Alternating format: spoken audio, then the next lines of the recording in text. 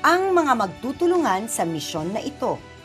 Ang inyong pong lingkod at kaagapay, Jelly de Belen po. Ako ang makakasama niyo mula sa studio para simulan ang pagtalakay at paghimay sa mga kwentong ating makakalap.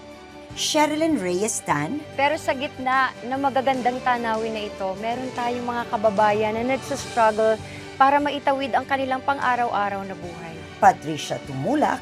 Nakakalungkot dahil nakakaranas pa rin ng problema sa kabuhayan ang ilan nating mga kababayan dito. Sila naman ang iikot sa bawat probinsya ng Luzon, Visayas at Mindanao upang kamustahin at damayan ang ating kapwa Filipino.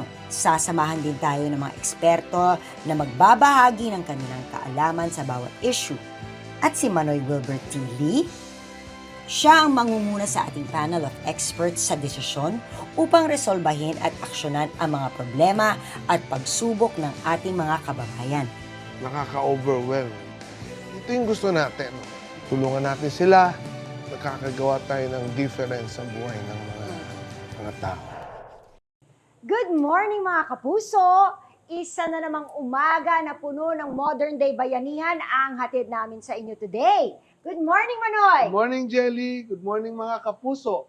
Panibagong linggo, panibagong misyon ng pagtulong para sa ating mga kababayan. Tama ka dyan, Manoy. Maliban sa mga bagong misyon, may bago din tayong makakasama today. Si Miss Andrea Torres na Kapuso Star ay kasama natin. Good morning, Andrea, and welcome aboard. Alam mo, ano naman yung mga hamon sa buhay ng ating mga kababayan ang ibabahagi mo ngayon? Manoy at Jelly, salamat for having me. At para sa aking unang misyon, dumayo tayo dito sa Bawan, Batangas at kinilala ko ang ilan sa mga batang may problema sa paningin o tinatawag nating visually impaired. Aalamin natin dito ang mga hamon na hinaharap nila sa buhay at kung paano ba natin sila maaaring tulungan. Salamat, Andrea, at good luck sa first mission mo. Alam mo, Jelly, alam ko meron pa tayong isang misyon. Ay, tama ka, Manoy. Pero si Pat naman na may sagot ng kwentong yan. Pat, ano balita? Jelly, Manoy, ngayong linggo naman, makikilala natin ang people living with HIV or PLHIV dito sa Pasig City. Malalaman natin ang kanilang mga struggle sa pagharap sa kanilang kondisyon. Sisikapin din nating alamin kung ano nga ba ang pinakamahalagang bagay na magpapagaan sa buhay nila ngayon. Salamat, Pat! Naku, ako naman, Manoy, may nakausap din akong expert na tutulungan tayong himayin ng mga problema at solusyonan yan. Ayos yan, Jelly. Alam mo, ako excited na sa mga misyong ito. Kaya huwag kayong aalis. Marami pa sa pagbabalik ng Si Manoy ang ninong ko. Bilang magulang po, Mami, parang tinanggap niyo po ba agad yun? No. Nagho-hope pa rin kami na okay siya eh. Kasi humihiling kami kahit isa lang. Pero, yun nga, hindi rin niya ipinagkaloob sa amin.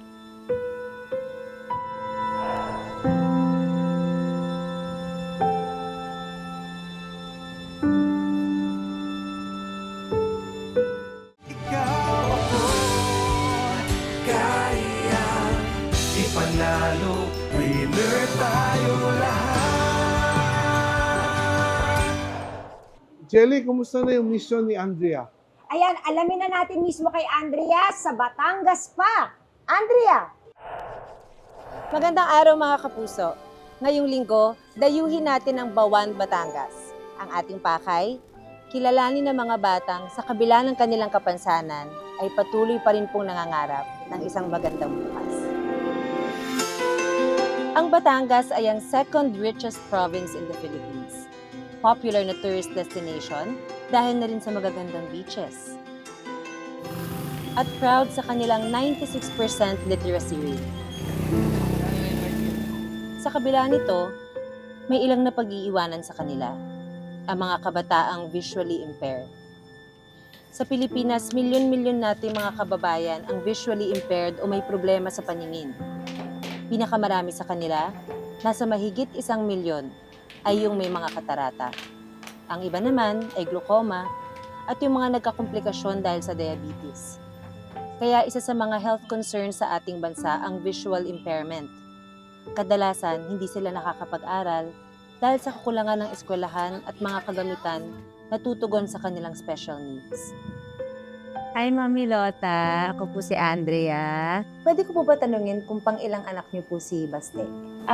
Siya yung first. Ilang taon po siya nung nalaman ninyo na meron siyang cancer? Si Baste ay 2 years old when we first found out na may cancer siya. Rare po tong cancer na nakuha po niya, Rare no? po siya. Actually, mga bata talaga ang tinatamaan lang ng cancer na yun. Ano po yung mga signs, Mami, na papunta sa inyo sa doktor, sa ospital, para tanungin kung meron bang condition yung anak ninyo? Yung mga friends namin napapansin, parang lazy eye siya. Hmm. So, kami right then and there, after the holidays, kina-check agad namin on the first check-up. Direct na sinabi sa amin ng doktor na both his eyes needs to be removed kasi full of tumors na.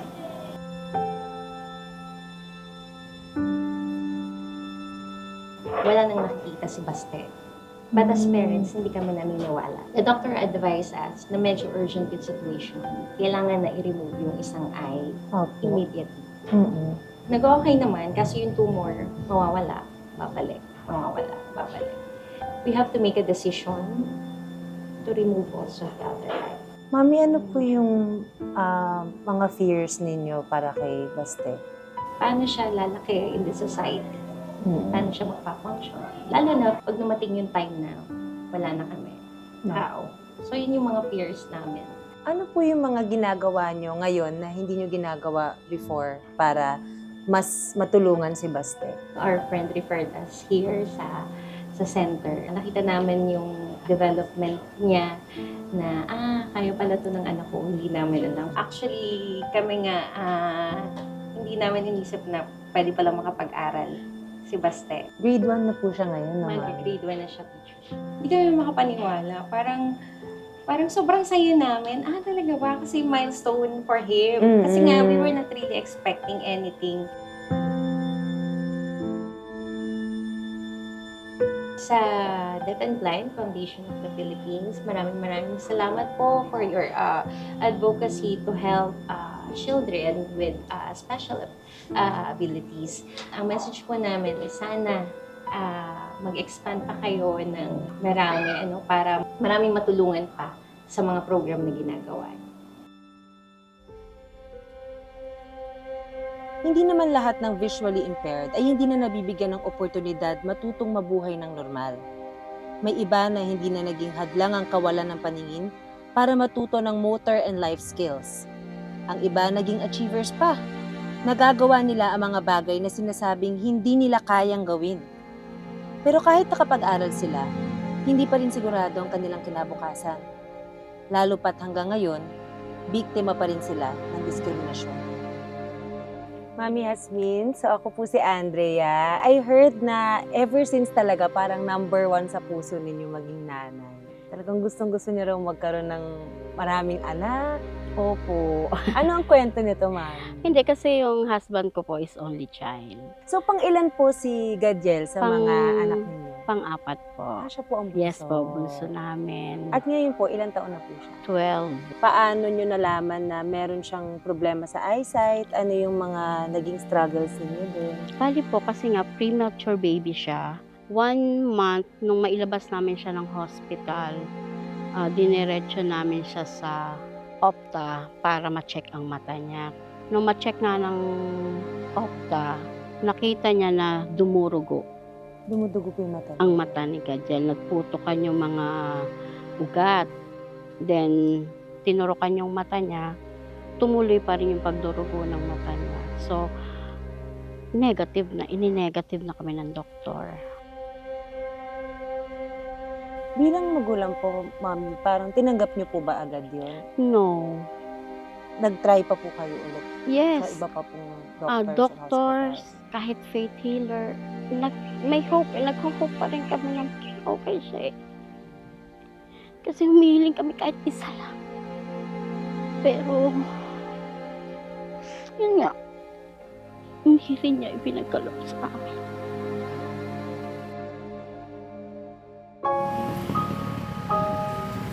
So, paano niyo po, Mami, nahanap tong Deaf and Blind Foundation Philippines. May nag-refer po sa akin, sabi sa akin Tita, try niyo po si Gadiel dun sa DepEd kasi mas sila sa blind. And then ano naman po yung mga improvements since nasama po siya sa foundation? Naku, napakalaki na po ng improvement ni Gadiel. In terms of tantrums po ba, nag-lessen Yes po? po. Super po, talagang yun po ang pinagpapasalamat ko talaga kasi yung tantrums niya is sa isang buwan mabibilang mo na lang.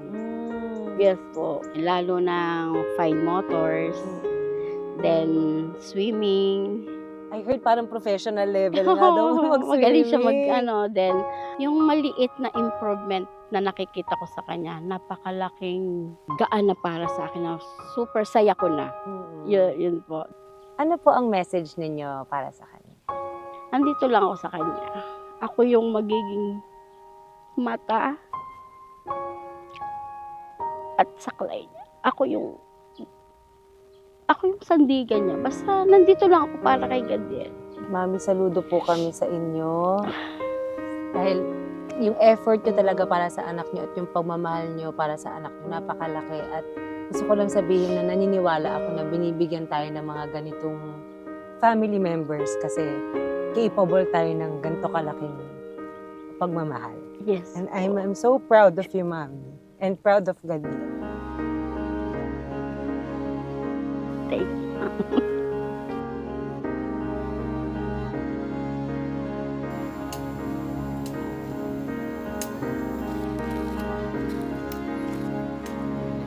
Malaking hamon para sa mga batang visually impaired ang pang-araw-araw na buhay. Kaya malaking adjustment at sakripisyo ang kailangan nilang gawin sa iba't ibang aspeto ng kanilang buhay. 2 years na po ako ditong volunteer sa Deaf and Blind. Masaya ako talaga na ginagawa ko yung pag-volunteer sa ganito. Nakita ko yung sarili ko noon kasi nung nag-aral ako sa School for the Blind, so parang nabully ako doon na wala akong kakayanan mag-travel. Minsan nga, na time na nakakatulog na ako doon sa guardhouse. Sabi ko, ayaw kong iparana sa ibang blind yung naranasan ko noon. Kaya talagang nagpupursige ako na maituro din to sa kanila. Hindi naman habang buhay na kasama yung magulang mo, may magagabay sa'yo. Yun talagang gusto kong ituro sa kanila na kaya namin, kaya natin. Napapagaang ang buhay ng mga batang visually impaired dahil sa suporta ng kanilang pamilya at komunidad. Mas naahasa ang kanilang mga talento at kumpiyansa sa sarili dahil sa mga organisasyong gaya ng Deaf and Blind Foundation Philippines. Kasama ko po ngayon ang isa sa mga founder ng Deaf and Blind Foundation Philippines. Miss Pia, magandang araw po. Good morning, Miss Andrea. This is Coach Pia. Kumusta po kayo? Ay, paano po yun? Good morning. Good morning. Yeah. Morning, Miss Pia, Coach Pia. Naku, alam niyo po, every time na nakakarinig ako na may isang nagsimula ng foundation, palagi po ako naku-curious po, paano niyo po naisipan na gumawa ng isang Deaf and Blind Foundation? Ano ang napudyok sa inyo? Nag-start po tayo kasi kami po ay mga sped teachers. So, tapos dahil meron po tayong pagmamahal sa mga bata natin, Parang naisip namin, what if mag-up kaya po tayo, ma'am, na sa isang paraan na or isang organization na matutulungan natin yung mga bata po namin. So sila po yung mga una nating naging beneficiaries ng Deaf and Blind Foundation. Gaano katagal na po yung Deaf and Blind Foundation? Siya magsa 7 years na po tayo since 2017. Ano pa yung mga usual na nararanasan struggles sa foundation? Number 1 po lagi is yung financial support and kung paano po namin masusustain pangangailangan ng organization at foundation. Kaya po kami as mga coaches, kami po ang nag-pledge mismo through our trainings and workshops na kalahati po lagi ng kikitain namin doon, ilalagay po namin sa fund ng organization. Usually po ba, ano po yung age na, baga yung range po ng edad ng mga nandito sa foundation? Yung mga beneficiaries po natin as early as 2. Ano po, Miss Pia, yung pangarap ninyo para sa foundation? Ang target po namin, ang dream po namin sa foundation ay magkaroon tayo ng livelihood extension. Target din po natin, bukod sa, yun nga, magkaroon ng livelihood, maging rehabilitation tayo or mag-home tayo to hone yung mga skills po ng differently abled persons natin. Kasi from there, mabibigyan natin sila ng hope. Miss Pia, ano na lang po ang message ninyo sa mga PWDs? Ayun, so hindi pa for the differently abled individuals, nandito kami, kayang-kaya nyo yan, hindi pa huli ang lahat. So kung gusto nyong ma-empowered at maging inspirasyon ng iba, pwedeng-pwede silang maging part ng organization.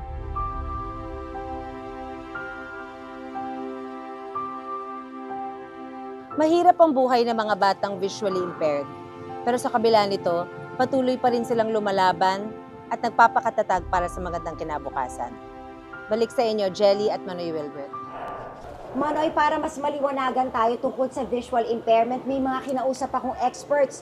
Eto, panoorin nyo. Ngayon naman, ang makakasama natin ay si Dr. Mildred Pre, Chairperson ng Philippine Society of Public Health and Occupational Optometry.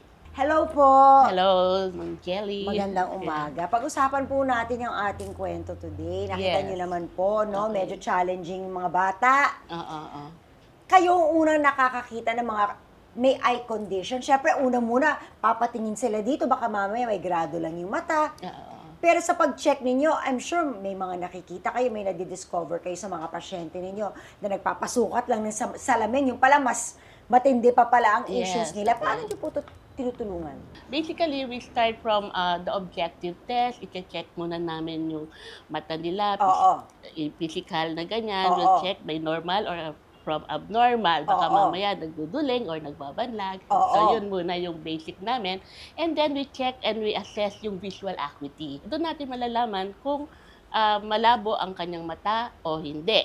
Okay? Before we go to the further examination. Yun muna, yung kumalabo man or klaro ang eyesight niya. Kasi, di ba, ang normal na visual acuity na basehan is at 20/20 lines. So, poorer than 20/20, medyo blurred, and then 20/70 is visually impaired. As actually, ang visual impairment as defined by WHO, pag ang visual acuity mo is 20/70 or poorer.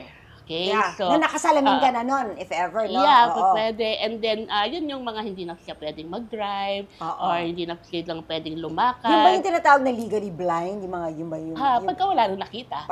Yun na yung legally blind. Yun ang legally blind. Okay. So, may mga partial blind din. Pero ito, at least sa 20/70, visually impaired na siya na sinasabi pagka malabo na talaga yung mata niya. Talagang malabo na talaga. Yes. Bukod po ba sa traditional na treatment, gaya ng paglalagay ng salamin o contact lenses, may iba pa po bang paraan para maalagaan ang mga mata ng tao? Parang, kung meron man silang kondisyon, mild pa lang, yung mga mababa pa lang yung grado or something, meron ba pwedeng gawin para hindi na siya lumala? Lahat naman nag-i-start sa magandang maayos na nutrisyon, bata pa lang. So pagkain. Dahil sa technology natin ngayon, i-limit natin, lalo na yung mga bata sa paggamit ng gadget. Ang mga magulang ngayon, ginagawang nani ang gadget. Kasi di ba para tumigil yung bata, yan, mag-gadget ka. Pag busy si mother, nagluluto, naglilinis, manood ka muna niya. So, ang nagiging nani, pero yung bata is na-expose doon sa gano'n, pagka lagi nasa gadget, naglo-longer eye yung bata. Okay? Ibig sabihin pag longer eye, nagiging nearsighted yung bata. It's really to help them actually be more active and to just find out how they can live happily and functionally with what they have at the moment. Yes. At kasama naman po natin ngayon si Dr. Patricia G. Kilendrino, Retina and Vitreous Disease, Cataract and Comprehensive Ophthalmologist ng Asian Eye Institute. Welcome po sa Si Manoy ang ninong ko. Good morning, Jelly, and good morning sa lahat ng nanonood. Unang kong tanong, paano ba natin malalaman kung ang isang tao ay visually impaired? Ano ba ang basehan at sukatan? I think mas familiar tayo dun sa visual disability, di ba? Kasi marami din ang nag-avail ng PWD. No? So, para maging qualified na may visual disability, meron tayong sukat na ginagawa, which is the vision test, no? At sa vision test natin, dapat ang nababasa lang niya is 20/70 or worse, no? So, yun. Pero ito ay dapat gamit na ang salamin.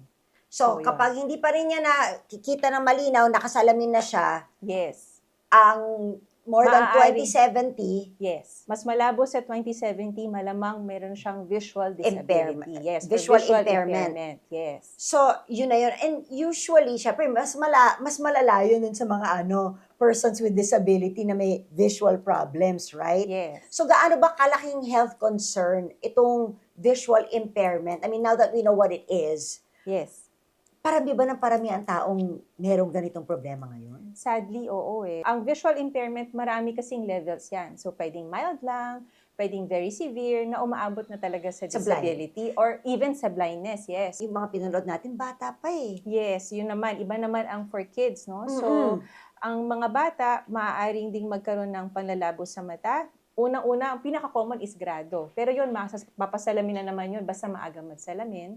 Meron ding mga kaso na nagkakaroon din ng katarata at may iba din na nagkakaroon din ng cancer sa mata. Katulad ng Yes. pinanood natin, Oo, no? retinoblastoma ang isang. So, is there any way na for everybody, kasi kung tumataas na talaga yung numero ng mga visual impaired people, is there anything that we can do to prevent? Or if not, baka naman pwedeng mabawasan o matulungan bago lumala ang ating mga people that have visual impaired, lalo na sa pinunta natin sa Deaf and Blind Foundation, di ba? Kadalasan ginagawa natin, kapag merong malabo, magpapasukat lang ng salamin. Yun lang. Tapos Yun lang okay naman na. talaga, okay na. Yes. Kadalasan yun lang naman talaga ang Pero kaso. there are cases, and a lot of Yes. cases, Yes. na it's worse. Hindi kaya ng salamin. O kahit lumiwanag sa salamin, meron pa palang ibang sakit na dapat madidetect kung nagpapatingin sa ophthalmologist. Ito po para sa mga magulang na nanonood sa atin. Kasi lalo na yung pinag-uusapan natin ngayon, yung kaso natin, bata eh. Is there anything that we can do to help keep our eyes healthy? So, Para hindi na pagdaanan itong mga ito. mga ways to keep our eyes Yes. healthy. So, meron tayong, kailangan, lalo na sa panahon ngayon, marami Lagi tayong gadget use. Oo, lagi tayong nakatutok sa mga cellphone natin. Yes. So, meron tayong tinatawag na 20-20-20 rule. No? Ano So, yun? Yes. Every 20 minutes, take a 20-second break, look 20 feet away. Hindi mo kailangan i-measure yung 20 feet. Basta tumingin ka lang sa malayo. Sa malayo. And kapag sa mga bata, no, lalo na nagde-develop pa ang Mga vision. mata nila. Yes, oo. So, meron ding ina-advise na 2 hours of outdoor play. Kasi doon mas mapipigilan ang pagtaas ng grado ng mata, lalo na sa mga bata. Sa mga kaso na panood natin dyan sa Batangas, paano kaya natin sila lubos na matutulungan? Kung hindi pa naman nagkakaroon ng blindness kagaya nung sa cancer. No? So, yung cancer na yun, yung retinoblastoma, as early as 6 months, pwedeng ma-detect. No? So, sa mga magulang, maaaring makikipapansin sa mga anak nila, pwedeng hindi dumidiretso yung mata. Pwedeng palihis, either paloob o palabas, or minsan may papansin silang puti sa loob. Yung reflection ng mata sa loob, pwedeng may puti. Kapag may ganon, mas mabuting ipa-check up agad. Kasi ma-detect yun na maaga at mabibigyan ng tamang treatment. Maraming salamat, Doc, for the input. We will value that and I hope maraming natuto. 2020, sabi ni Doc. Thank you very much. Thank you, Shelly. Salamat. Magbabalik pa po ang Si Manoy, ang ninong ko.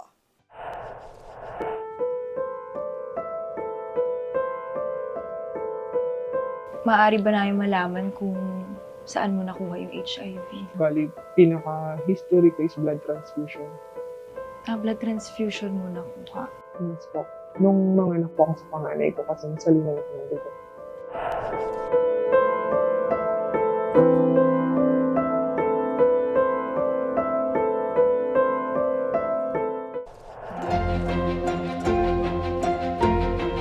Sa ngalan po ng aming programang Si Manoy ang Ninong Ko, nais po namin magpasalamat sa inyo. Ito na po, meron po kami handog na munting regalo para sa inyo.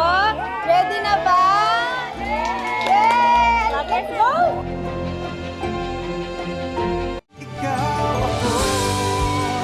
Kaya ipanalo, winner tayo lahat. Dahil sa technology natin ngayon, ilimit natin lalo na yung mga bata na expose sa gadget. Maganda yun. Matuturuan nila yung bawat Tapos tao. ayusin. Every 20 minutes, take a 20-second break. Look 20 feet away.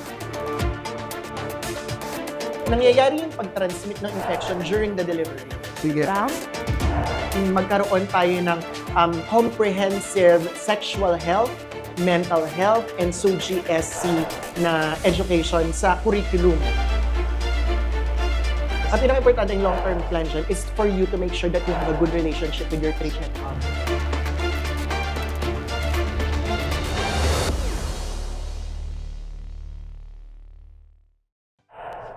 Alam nyo, napakahirap talagang mabuhay ng walang paningin o maging visually impaired.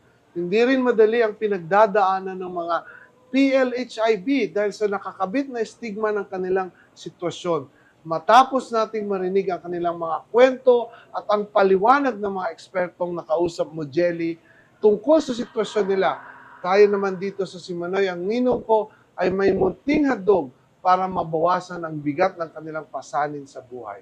Narito po yun, panoorin natin.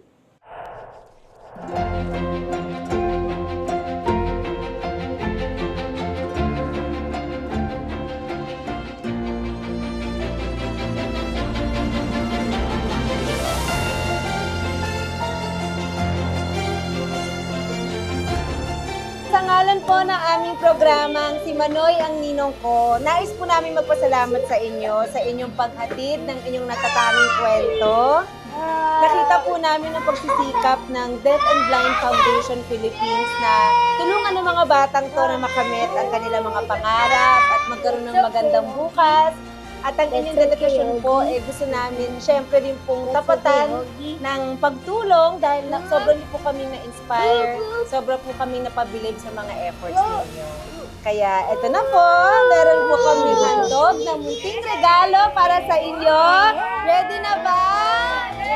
Yes! Let's go!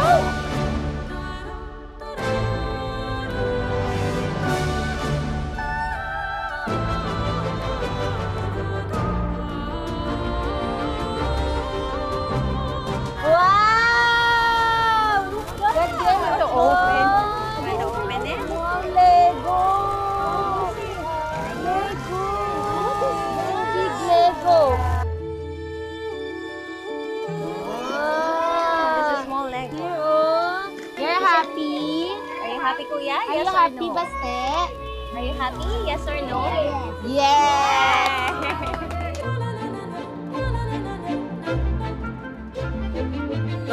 Sana po nagustuhan ninyo ang aming mga regalo na sigurado po kami magiging useful po sa inyong pang-araw-araw na gawain. Yes po. At talagang nagugustuhan po ng mga bata ngayon pa lang. So Oo. maraming salamat po. Mag-enjoy sila, paniguran. Happy po kayo, Mami Yes, Dota. yes po. Sobrang happy. At si Baste, sobrang happy din. Oo nga, nauna talaga si Baste. Talagang Mas lahat mahalaga. kinuha niya. Yes. Very, very happy din po kami makita sila ng ganito. Excited. Maraming salamat po. Salamat din po. Mami Yasmin, kayo po, kamusta ang experience ninyo? Thank you po at masayang-masaya po kami at dito sa mga bigay ninyong dala ninyo para sa mga bata at super mag-enjoy po at magagamit ng mga bata po dito po sa amin sa Deaf. Thank you po. Happy po kami Maraming makita ang mga smiling Yes faces po. ng lahat. Salamat din po talaga sa pag-share ninyo. Yes. Coach Marlon, kayo naman po, ano pong nararamdaman ninyo? Sobra po ako sobra po akong na-excite, sobra po akong saya kasi marami po kaming mga gift na nanggaling po sa inyo. Maraming salamat po talaga sa inyo lahat. Gusto ko rin po magpasalamat sa inyo dahil naka-experience ako ng kakaibang masahe na talagang kayo lang ang nagganon sa akin na bawat detalye talaga ng kamay ko, ramdam na ramdam ko. Thank you, ma'am. Thank you po. Sana po ay lagi po sana kayong nakasupport sa amin. Huwag sana po kayo magsawa sa amin. Of course. Thank At napaka-humble nyo po kasi kayo ang nagtuturo sa iba pero grabe yung pakikitungo nyo sa akin kanina. Nagulat ako, pro pala kayo eh. Salamat Thank din you po. po. Salamat for sharing your talent. Oh. Coach Pia! Thank you so much po. Thank you so much, Miss Andrea. Thank you so much, Manoy Wilbert. Thank you sa inyong lahat. Maraming salamat po mula sa puso ng bawat isa. Kami pong lahat ay sobrang saya sa binigay niyo po sa aming tulong. Maraming salamat po at God bless sa atin.